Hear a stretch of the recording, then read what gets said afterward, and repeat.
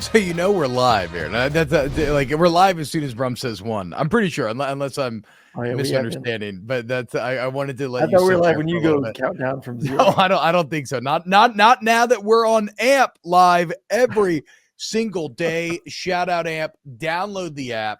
Listen to Snaps every day, 2 p.m. Eastern, 1 p.m. Central. Where now you can call in apparently. So hopefully we look forward to taking some calls.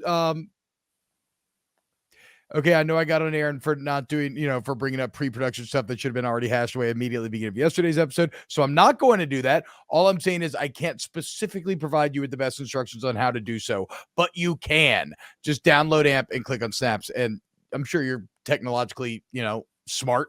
I'm sure our listeners are all very smart people and they can figure it out.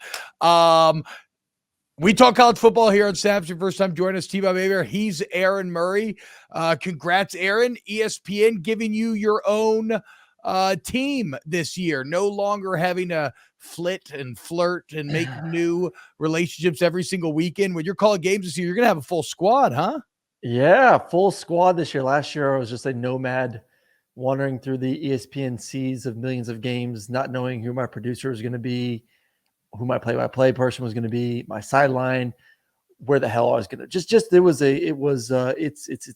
It's a great place, but it's also a lot going on. So yes, I am with Clay Maverick, and I think we do have a consistent sideline reporter. So I'm excited to be on a team where you can build a relationship, and maybe one day, T-Bob, I think you now have an agent. You and I could be calling games someday. Would be nice. Yeah, I don't think my dream would be in the booth. I feel like I want to be like a spiritual successor to Tony Siragusa. So here's to hoping that could one day happen. All right, so as I said, though, we're now on AMP every day, so things have changed up slightly, but I kind of like our new rhythm. We got a really good show planned for you. We're going to run the gamut here, okay? We got some Carson Beck and Bulldog talk. We got some Colorado overhyped talk. We got some favorite memories of Johnny Manziel talk. We got Aaron's new Big Dog or Little Dog segment. We got ESPN taking over the Barstool Sportsbook. I got which overhyped the loser has a bigger chance of blowing it, the Jets or Texas. We got Greg Sankey being sad about realignment, and we're going to rank Christopher Nolan movies, as I finally saw Oppenheimer yesterday. More on that later. Going to be a hell of a show. YouTube.com/@volumesnaps. Sub. We just hit 2K. The road to 3K begins. Help your boys out. Google Snaps Podcast. All right, let's dive in then. And this is one of the new things we're doing as well. Like I said, we troll through all of the comments, and we're going to highlight our favorite ones. Today's opening comment comes from Casey Rochester, 9308. Who 10 hours ago said, I see Clemson lives in Aaron's head all these years later. Not going to take much word from a guy who lost so many games against ranked opponents. Aaron, what do you have to say for yourself? Why do you suck so bad? I know I'm just such a bad quarterback. Yeah, and it is all my fault why we lost all those games. I mean, it is. It's my fault. I stay up every night replaying every loss of my career at Georgia. Thank you, good, kind sir, for bringing that up. The only thing that I'm salty about, I had responded to someone on Twitter today about this as well. You don't have to treat the away parents like the celebrities. You don't have to give them front row seats, but give them decent seats. It's a nice thing to do. I played in a lot of games, 4 years at a lot of different stadiums on the road. Clemson was the only fan base that put the parents in the nosebleeds. That is the one thing that I take away from Clemson is the fact that they just are not very welcoming to the away team's parents. It's bullcrap. Give them some decent seats to see their kids play a game in a great stadium. It's pretty unchristian-like on Clemson's behalf. That's just my opinion. I will say this about Clemson. I have a screenshot in my DMs, which I cannot share publicly, that is clearly from a naked player changing in the Clemson locker room that goes back to that player the other day that was accused of selling pictures of fans or of teammates on OnlyFans, which he is, alleged, whatever. I'm not going to get into it again, but we were wondering if it was true, and I have a picture in my DMs for whatever that's worth. Let's go ahead and dive into the show, Aaron. I we'll talk about later why we're doing this, and you'll understand it. But I hate this. We're starting with UGA and a conversation that I feel like we've had, and it is: does UGA have a championship ceiling with Carson Beck? And I'm going to say this: of fucking course they do. If the Georgia Bulldogs can win a national championship after losing 50 first-round draft picks, they can win with a team that they have returning this year. Like, they look top tier and everything. So, like, again, it goes back to what we talked about yesterday. Ceiling is an interesting word here because, of course, they have a championship ceiling, but ceiling is not the same as likely. Yep. And if you look at history, combined with how hard it is to win any championship, combined with the Beck-Bobo turnover, no, I do not. Yeah, their ceiling is that, but I do not think it's likely that UGA won a championship. If you listen to the show, you know that. In fact, like, I don't think that they will. There will be no 3 in 2023, Aaron Murray. There will be a 3 in 2020. What do we hear when we were in Nashville? I heard this the first time. What was it? I think the saying was 3 in 23 or 3 for 23. Like, that is that was exactly what I was playing. That will be the cry throughout Sanford Stadium here in about 3 or 4 weeks when the first game happens. Are they good enough to win a national championship? Yeah. Are they the most talented team in America? Probably. I would say right now, when it comes to what they returned from last year, the amount of 4 and 5 star guys that are on the roster, I feel more comfortable saying that Georgia has a legitimate chance of winning a national championship than anyone else, say Michigan. Alabama has all these 4 and 5 star guys. Yes, they have the best blue chip ratio in America, but a lot of that is inexperienced players and inexperienced players at big time positions. And the guys that we have seen that are 4 and 5 star guys, I'm talking about the receivers, really did not look great last year. And they have to take a massive step in the second season. So that's why I don't think, while Alabama may have a better blue chip ratio than Georgia, like I said, a lot of that is it's very green. And it's a harder road to get to Atlanta, to get to the national championship, because they're in a harder division in the SEC West compared to Georgia in the East. So Ohio State is the other team that is above Georgia when it comes to the blue chip ratio. I do think Ohio State could beat Georgia. They almost beat them last year and could have beat them if they were healthy at the receiving position. They will most likely be in the playoffs. I think Michigan is a team that will be in the playoffs. I don't think they can beat Georgia. You know how Hold on, no. Let's zoom in on this, because we talked about this pre-show.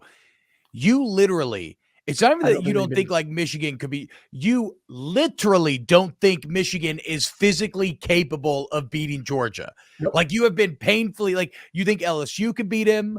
Yep. You think Ohio State can beat him. You think there is just no scenario whatsoever in which the Michigan Wolverines can beat the Georgia Bulldogs.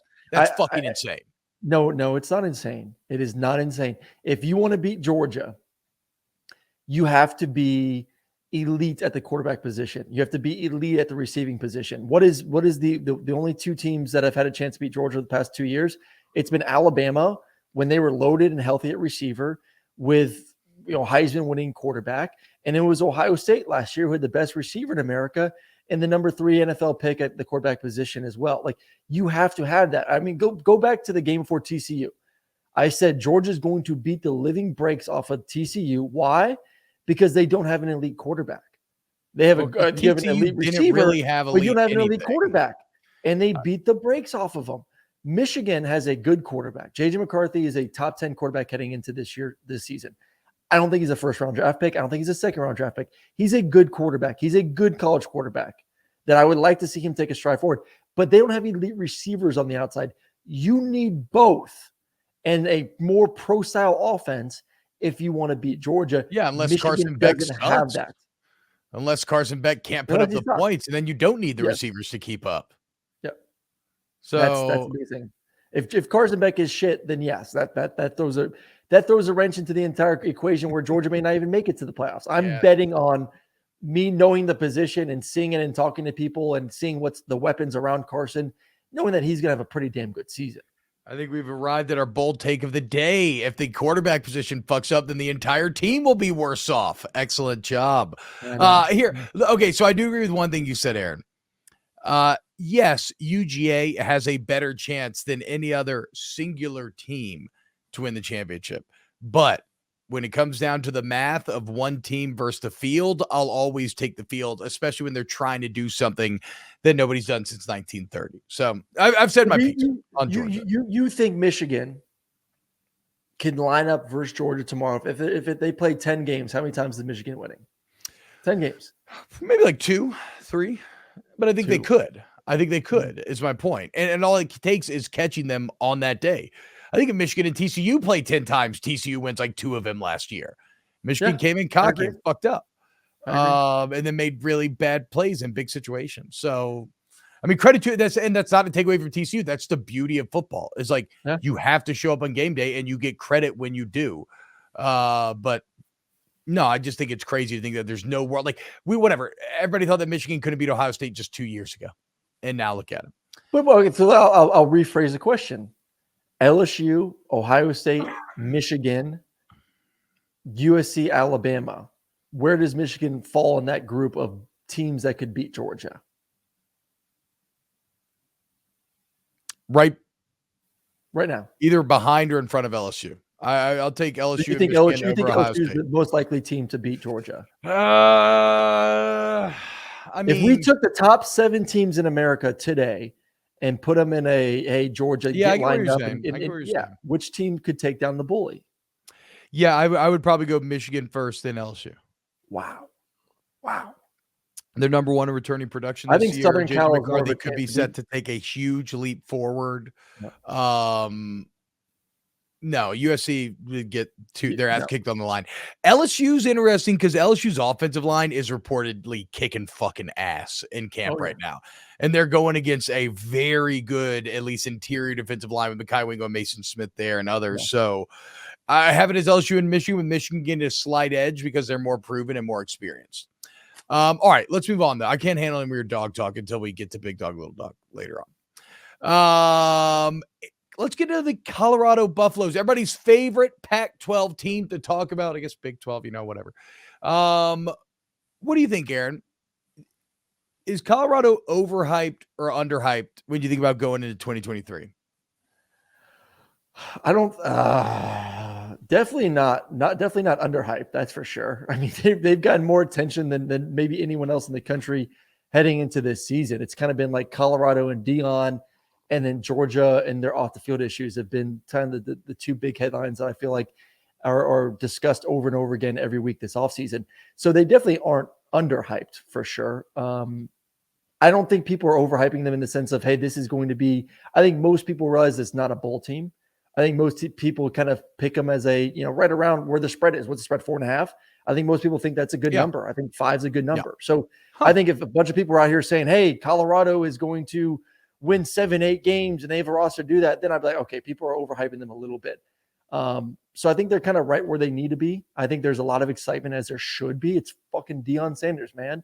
And they just revamped the entire roster. We have never seen a team completely take a roster, get rid of 80% of it, and then build a whole new roster through the transfer portal. Like this is amazing. This is fun. This is exciting. This is the future of college football. And I don't blame Deion for doing it once again. So I think they've gotten a lot of attention for that. They've gotten a lot of attention because of Deion, and they get a lot of attention because they're a part of now a conference that is dying, and they are one of the big dominoes that just left to go to the new conference. So I think they're right where they need to be. I think they're a good football team. I think they have some decent talent, but just like that, Urban was on our boss's show the other day, and why LSU is kind of a little bit worrisome too. Do they have the depth if a couple starters go down? If Sanders goes down at quarterback, if their top, what's his name, the 5-star DB / receiver, if he gets hurt, Travis Hunter. Travis Hunter, does all hell break loose there? So they're good starters. It's the second tier he's still got to work on. No, look, I think I'm actually surprised, Aaron, because we never compare like takes and notes before the show, and we're about as closely aligned on this answer as we ever are. I would say that they are overhyped in terms of coverage. They're not overhyped in terms of win-loss expectation like you just talked about, but complaining about us talking about Colorado is like complaining about First Take, right? Or it's like complaining about Cowboys coverage or complaining about partisan politics or complaining about football realignment. Like we can bitch about all these things, but just understand that as human beings, we get what our actions deserve. So for everybody talking about how they're going to miss and look, and I get it because some of the mystique of college football is gone. And for us real, like huge college football nerds, yeah, maybe you did like watching like Oregon State, Stanford on the weekend or something like those lines. Okay. But you know who didn't? The majority of fucking people. Okay, and the TV ratings backed up. It's like we all complain about how we want more bipartisan, we want people to reach across the aisle. We should be able to have conversations in this country. But every time somebody does, it becomes an immediate attack angle to fucking cut down that person. Everybody loses their mind. Fact-based news with no opinion. Yeah, exactly, right? Except how do you determine when how do you determine when the facts are when they don't line up with what you see as factually true? And you watch Get Up, you're like, why the fuck are they still talking about the Cowboys again? Because they're fucking watching it.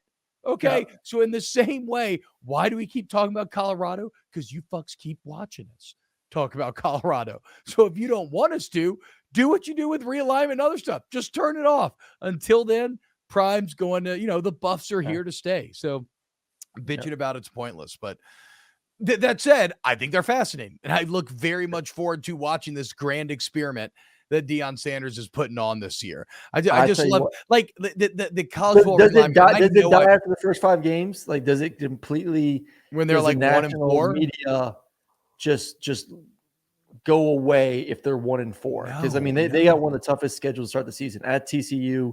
Your Nebraska team, which is does have talent, versus Colorado State. Hopefully you find a win. Versus that game. You better. And then you're at Oregon, and you're at Oregon, and you have USC right behind them. I mean, if they're 1-4, does the whole Deion thing evaporate? Aaron, hop in, bro. Exactly. One big upset. That's all it takes. One big upset. Once again, I wasn't even going to say that, though. I'm not even saying that. What's better? We've done this job long enough. Okay. And actually, Aaron, you do it Deion Sanders over his head? Question mark? Yeah, exactly what I'm saying. Like, I know, Aaron, you do it more on a national level, but like I do local LSU talk for my radio day job, right? And I'll tell you this, sustained losing is bad for business, but like, a little bit of losing is fucking incredible. So when you sit here and you hype up Deion in Colorado and then you get a 1-4 start, are you telling me the media wouldn't be salivating? They'll rip them. Who doubted Deion coming up? I told you can't treat kids this way. You can't give out all these pink slips. Deion's like Brum said, Deion's in over his head. Like the stories write themselves. Now, let's say like maybe someone needs to give Deion Sanders his own pink slip. Maybe yes. Now, see, that's why Brum makes the big bucks. Brum's all horny about this conversation. He's jumped in more today than he has all week. Well, this is his wheelhouse. Like this is what he does. Are creating these shows, and so Now, if you suck again next year, nobody's gonna give a fuck, right? Then you just become boring. Yes. But no, through 5 games, the news cycle will stick with Prime in Colorado. Who's he more likely to beat? So Brum said there's one upset. I don't see it happening versus Oregon. I don't see it happening versus USC. If he does win one of those games, we're talking about him being, how much longer is Deion going to be at Colorado because someone else is going to scoop him up? So I think one of the more realistic upsets is going to be either at TCU or Nebraska week 2. Is Nebraska an upset? Be an upset for sure. Which one's more realistic for them? Well, look, okay, I have to answer with my mind here. Oh, and not my heart. Mm-hmm. I'm a Corn Hub guy through and through. Okay, T-Cobb. So fuck Colorado. Nebraska's winning that game, but TCU's coming off of a playoff. Nebraska hasn't made a bowl game in like 7 years. That game is against Nebraska's in Colorado. They got to go to TCU. It's very obviously Nebraska. Yeah, that would be the game they would need to win. And then you get all sorts of wonderful storylines about Deion versus Matt Rule and his Matt Rule, it's writes itself. So no, the Buffs are not overhyped or whatever they are, but it's only because you keep watching them. It is amazing looking at their schedule right now on ESPN, and it's at TCU, big noon kickoff on Fox. Versus Nebraska, big noon kickoff Fox. Yes. Versus Colorado State, ESPN game, late night ESPN. Wow, really? Okay. Yeah, it's like. See, now that game's going to be interesting. Colorado was on a big noon kickoff game, and they get the first 2 to start the season off. Hey, Prime, baby. Put prime in prime time, which is apparently 11 a.m. Central. Aaron, have you seen any of the Johnny Manziel documentary yet? People are actually saying this thing's really good. It was really well done. I actually it woke up. I woke up this morning at 6 a.m. and watched it before the kids woke up. I just woke up. So I was like, you know what? I'm up. I was scrolling. I was on bed. I was in my bed and just scrolling on Twitter, like looking at updates and shit. A lot of people were talking about it. I was like, you know what? Instead of snoozing and, maybe getting lucky before the kids wake up, let me go get my ass up, go watch this Johnny Manziel documentary. And should I have sex with my wife or should I watch Johnny Manziel? I mean, it's a question many have asked themselves. And Johnny Manziel won this morning. Sorry, Sharon. And it was really well done. I thought it was excellent. I thought our boy Billy Lucci did a great job narrating it. I actually learned some new stuff that, you kind of thought like, man, I already know his story because he's been such a public figure. I know the drugs, the alcohol, the partying, all the off the field stuff. We get it. But I thought they did a really good job diving in deep. Hearing some stuff from his parents, I thought was really insightful from the agent. And even Johnny, I thought opened up pretty well. So if you haven't seen it, I would say it's a good hour and 20 minutes of your life well spent. I'll probably watch it today. Maybe we'll see. I am pretty amazed at what I've heard through the grapevine through it, though, that this man just like never prepped for anything. Like, how did he have a 73% completion percentage in college football in the SEC and he didn't like prep for the game at all? He just went out there and slung that pitch. I've talked with guys, quarterbacks and NFL guys who have said this a couple times, that they always felt a lot of them have actually played better on Thursday night games because of the fact they didn't prepare and they just can't overthink it. You can't overthink it. Just play. See, I had Mark Trestman as my coach in the XFL. Obviously, this didn't work out for me too on the first game before I got hurt, but I do see the reasoning behind it. Trestman looks like a fucking nerd. He does look like a nerd. Trestman would build his entire game plan, and we didn't really watch a lot of film. It was, this is the play. These are your rules. And just run the play based on these set of rules. And all of our meetings weren't watching film for Mark Trestman. We would show up every day, Monday, Tuesday, Wednesday, Thursday, Friday, and he would ask us, what's the play? And what are the rules? And I would have to word for word describe, it was a paragraph long, describe the play and what my reads are. That's it. And if I miss one word, I have to do it all over again. He's like, just run the play by the rules, and I don't care what the defense does. That's all that matters. And so for Johnny Manziel, it was like, I know football. I played enough of it. I kind of know the base of these defenses. College football defenses aren't complex. Yeah, I know the basics of offense. And then from there, just improvising and just being an athlete and running around. And I could buy my receivers 10 seconds. And then all of a sudden I can find them wide open down the field. So the Thursday night thing's interesting, but we got to remember on Thursday night, both teams don't have the prep time, right? Yeah. It's different when you're like, fuck it. And you have the full week and the other team's maybe getting ready and you're like, yeah, I don't need time. Good. But we'll get more to that in a bit. What's your favorite memory of Johnny Manziel at college? To me, it will always be, I think it was the 11-2 year, but when they beat Alabama and he had that insane play where he like spun around in the backfield. He like fumbled the ball like up in the air, caught it. I think then he spun around and then he like threw a touchdown to Mike Evans in the back of the end zone. It was just like, that was the most backyard. And I used to love the video game Backyard Football. Shout out Dimitri, hell of a kicker. Shout out Keisha Phillips, hell of a pass rusher. Shout out Pete Wheeler, hell of a running back. Shout out Pablo Sanchez, hell of a everything. But that was some real life backyard football shit. I would say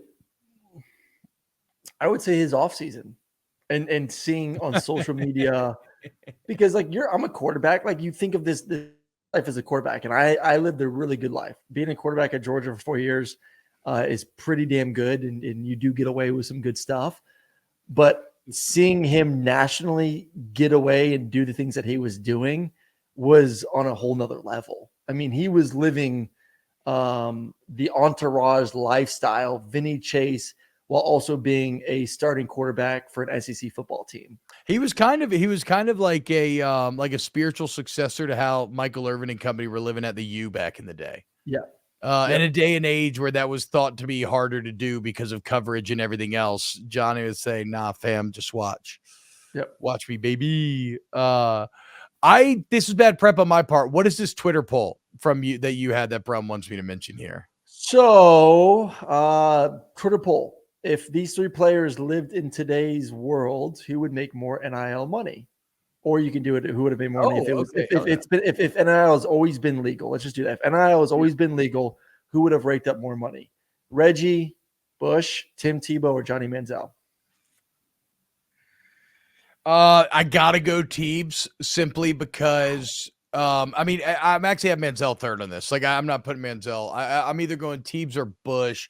The thing about Tebow is, as an advertiser, like it's why it's why Penn Gaming left Barstool for ESPN, right? As an advertiser, you want to know that like the person you're getting into bed with is not going to bring shame upon your product.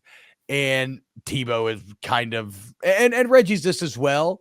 But then the second angle for Tebow is like, if you want to capture the Christian music category, right? Like the same people that like, that support like Facing the Giants and like Sound of Freedom, which I saw Sound of Freedom like way back in the day. Actually, the screen was pretty good, but whatever. Like the point is, like, if you want to capture that Christian market, well, then there's a ton of money there, and Tebow would have dominated that space. So he gets the evangelicals, he gets the mainstream. I mean, it was fucking called Tebow mania. Not even Bush had Bush mania. I don't know. I think Reggie being in Los Angeles, good looking guy. Let's say the other guys aren't. Just the LA factor is true. That's a good point. The LA factor. Plus, that's when like people actually gave a damn about USC football too. Like they were a thing.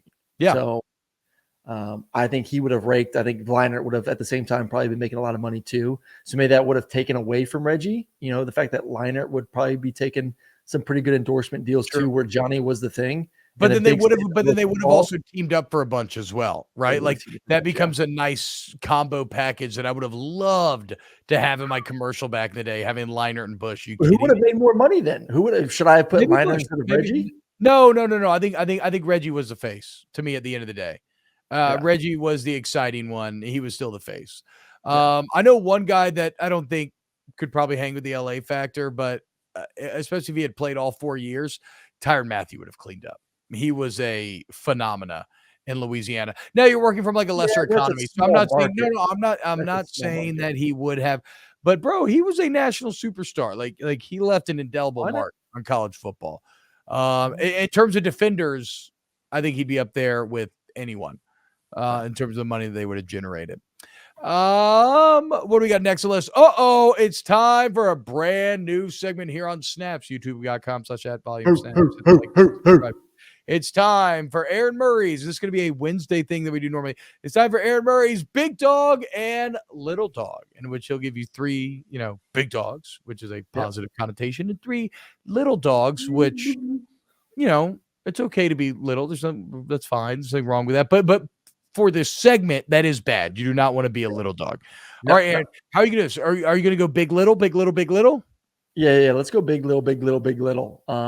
I'll do one big, one little, and see if you have any input after I do that. My first, you're wrong. Yeah, my first big dog has to go to the Big Ten and their Big D. They just flexed on America. They did it last year. SEC made their move, got Texas, got Oklahoma. They got the big, TV contract. They went out there and got USC, UCLA, got an even bigger TV contract with all the powers of Fox, NBC, and CBS, which is incredible. They're going to be able to advertise that all week long, including on NFL days on Sunday, which I thought is pretty awesome to see that. And then they went out there and essentially just destroyed fully the Pac-12. You kind of felt like when USC and UCLA left, that was the beginning of could the Pac-12 survive? And then they took the final 2 big pieces, which were Oregon and Washington, really putting a stake into their heart saying, I hate this. No mas, Pac-12, you're dead. So that's my first big dog. The Big Ten flexing their muscles and being right now the biggest conference. And I wouldn't say the strongest when it comes to football, but they're right there with the SEC, maybe just a little bit below. This kind of goes with it a little bit. So I kind of pair these 2 up. My first little dog in this new series goes to Pac-12 fans. This is partly your fault. Wow. This is partly your fault. So you don't care about football. You don't. For a handful of teams, That's about it. It's hard to watch. You can't find the games because no one really cares about watching them. And then when you do turn on the games, even the teams that are having successful years, half the stadiums are filled up. You don't care enough. You don't. You are part of the problem. Don't complain when you didn't want to show up in the first place. First off, you handed your big dog to fucking Walder Frey, like we talked about Red Wedding. You handed your big dog to an insidious traitor that invited somebody for alliance and then stabbed them in the back. Already your morals are off. Then, because you wanted to double down, you just throw in a dash of victim blaming. Right? Yeah. The people that just got stabbed in the back, the fans who really did it. I mean, no, I get what you're getting at, but no, it's the administrators' faults. It's the administrators, the executives' faults. And yet you say, oh, I'm sorry, Pac-12 fans. Are you upset you got your conference room? Well, your skirt shouldn't have been so short. Unbelievable. Yeah. Unbelievable. Okay, what's our next big dog? Down a little bit. All right, next big dog, Nick Saban's smile. Yeah. His beautiful cocky ass smile that if you haven't seen the video on T-Bob's social media, go make sure you go check it out because he illustrates this better than probably what I'm going to right now. But him walking off the stage with that smirk just is his way of saying, I'm Nick Saban. I'm the greatest of all time. And don't worry about Alabama. Don't worry about me. We're coming after your ass this year. So there was a smile seen across the country from coast to coast and kept people like T-Bob up late at night. That's the big dog element in it, right? It's not whether you agree or not with the take. It's the fact that a simple smile walking out of the media room could cause such waves. And Jake tried to be like, oh, I played for Nick. I see him smile all the time. I'm like, bitch, it's not about that. Not like that. When have you seen him smile walking out of a press conference? The media, that never, ever happens. No, he did just buy that like $20 million mansion in Florida. It looks pretty awesome. So looks sweet. Water. Little dog. No big dog move by him for that one. Next little dog. I want to go to Florida State and just their overall thirst right now. And they look at the Big Ten, they look at the SEC, and they are just thirsty. I mean, they're just on their hands and knees, just thirst trapping away right now. And I'm not saying it's pitiful. I get it. Like if I'm them, I'd want to get the hell out of the ACC too. But it's pretty desperate right now. I would like to see it happen. Listen, I'm all for Florida State and Clemson and the Carolinas packing up and heading to the SEC. I think it makes all the sense in the world. 2 mega conferences, let's make it happen. But they've just been so aggressive with it that it's getting a little comical at this point. Spoken like a man who has had his pick of sexual partners. You enjoy the chase a little bit. For most of us regular human beings, you tend to take whatever is being offered up. But Florida State, despite being prostrate and spread in front of you, you want none of that because they just play a little hard to get there. Yeah, just a little bit.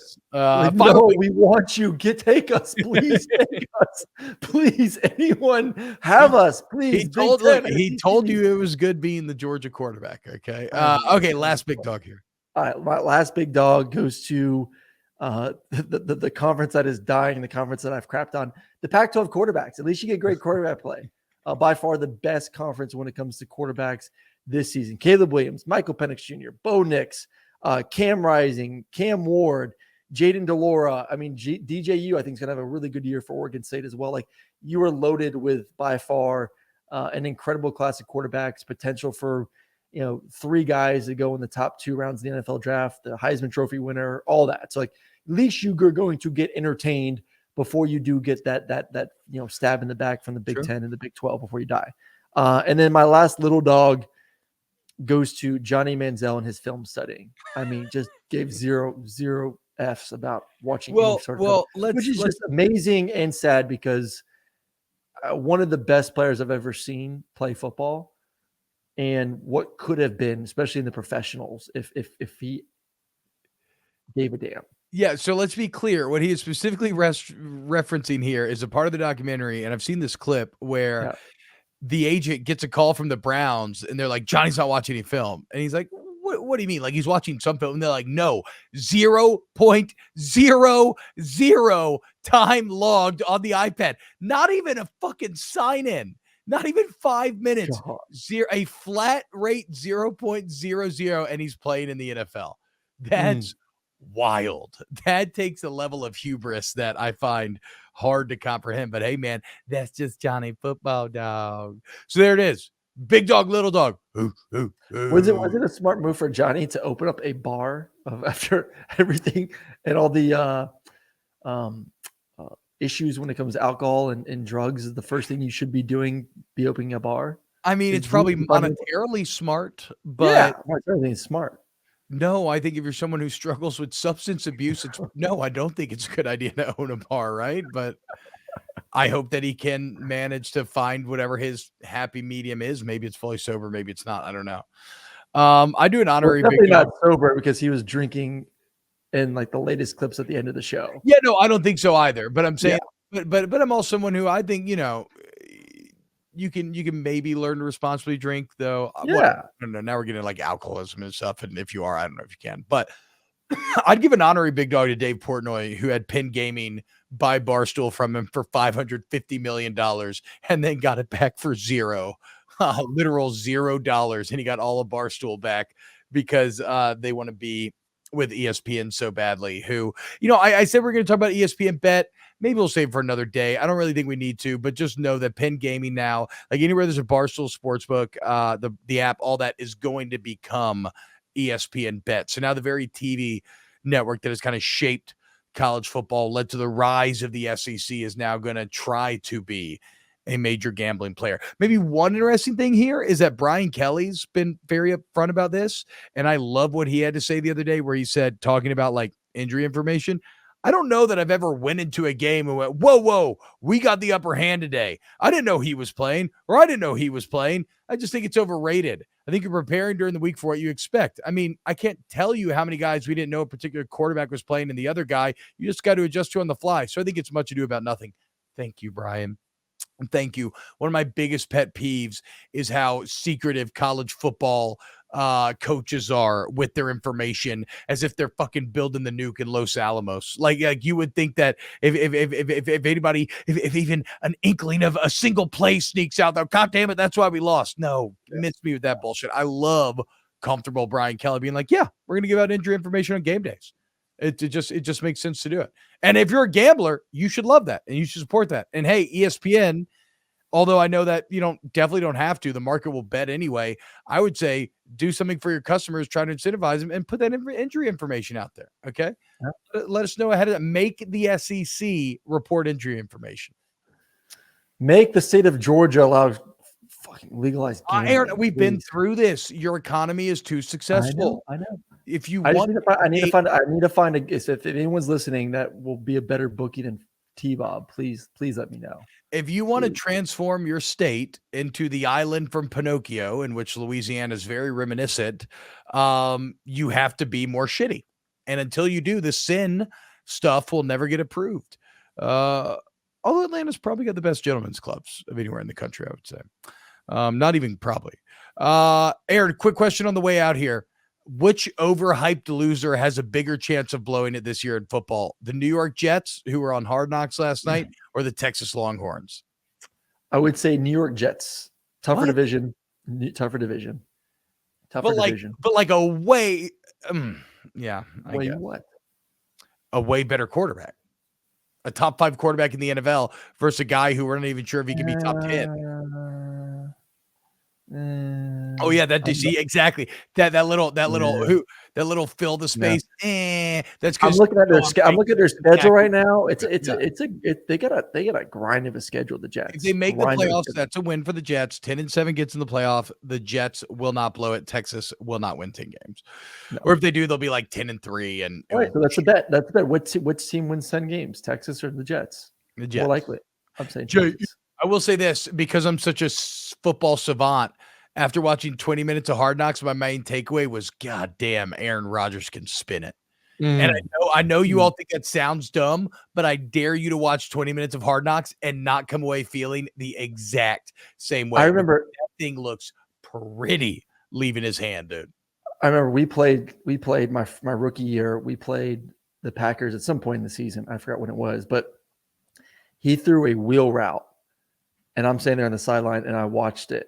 And it was one of the greatest throws I've ever seen in my life. I'm like, there's no one else in the world at that time that could make that throw. And watching him deal and his body movement and the effortless in which he moves and throws a football, and then the precision. And I'm like, this is stupid. It was poetry. It was literally poetry in motion. Yeah. I think the Jets are gonna be really good. I'm a sucker. What can I say? Finally, on the way out here, ranking Christopher Nolan movies. Brum will welcome you in here as well. I finally saw Oppenheimer real quick. I'll give a quick truncated spoiler-free review. A technical marvel. I would give it 10 out of 10 in terms of sound design, music, film quality, the beauty of the shots, the effects, like 10 out of 10 there. But of course, that's Christopher Nolan. It's pretty much what you've come to expect. I think that Cillian Murphy is a tour de force. All the performances are great, but I cannot imagine the pressure that Murphy was under when it's like, hey, we're going to film you in ultra high def for about 3 hours. And, or the whole movie is just going to be your face close up. And you're going to have to subtly act your way through just incredibly complex emotions. And if you fail, none of this is going to work and you're going to ruin my career and my magnum opus. So a huge bow to Cillian Murphy. And he's so good. Yeah, I would say overall just a 9 out of 10 movie. I mean, just and so dense that I can't wait to watch it again and really dive into more of the meat. I started watching documentaries on YouTube right when I got home in Oppenheimer. I started reading American Prometheus. It's like I said, it's his magnum opus, and it's fantastic. I would also, if anybody wants, are you putting it at 1? Are you putting it at 1? Hold on, real quick here. I would say if anybody wants any more nuke movies, watch Stanley Kubrick's Dr. Strangelove. It's more of a dark humor movie, but it is fan-fucking-tastic as well. So this is where I don't know, I'm kind of fence sitting, right? I need to watch Interstellar again, but right now I have Interstellar at 3, and then I have Dark Knight and Oppenheimer as 1 and 2. But it feels very weird to choose one over the other because, I mean, we are just talking about the movies that are trying to accomplish vastly different things. Yeah. Like, it's easy to have fun watching a fucking Batman movie. I don't know if it's easy to have fun or being on the edge of the seat watching a movie about a physicist from the 40s who granted created the nuclear bomb, but like the majority of the movie is going to center around his reputation and how we think about reputation, how we attack. So no, push comes to shove, I will put Oppenheimer as 1 simply because I think it's way harder to make that movie that good compared to something like The Dark Knight. I'll agree with that. I'm still going to put Dark Knight at 1, Oppenheimer at 2, and I'm going Inception 3, Interstellar 4. No, bro, Inception's 4. Inception's awesome, but Inception's 4. It's not nearly the quality movie that Interstellar. Oh, Inception's great. The problem with Inception is when you think about it too long, you realize this doesn't make any sense. Makes no sense. Like the whole movie, they're worried about going into limbo, and then like they just kind of hang out there for a minute. The vibes are incredible, and that's why it's number 5. Yes, fantastic vibes. What's the one in between then? What do you have? I would give Dark Knight 1, Interstellar 2, Oppenheimer 3. I would say I think The Prestige is better than Inception. Oh, I always forget about The Prestige. Another one I should rewatch. It's got. I have not watched all the movies. There's you need to watch The Prestige. I need to watch The Prestige. Do I need to watch Tenet? No. Yeah, no. You don't need to. Do I need to watch Dunkirk? I never watched Dunkirk. Yeah, Dunkirk's great. I mean, Nolan doesn't have a bad movie. Tenet's the closest that he has to have a bad movie. Bad. No, it's not bad though because the vibes. It's like it's American Spy shit, and the vibes are actually pretty great on Tenet. I just disagree. It's just that you cannot wrap your head around conceptually the movie Tenet. It makes no sense. It's really, or I'm not smart enough.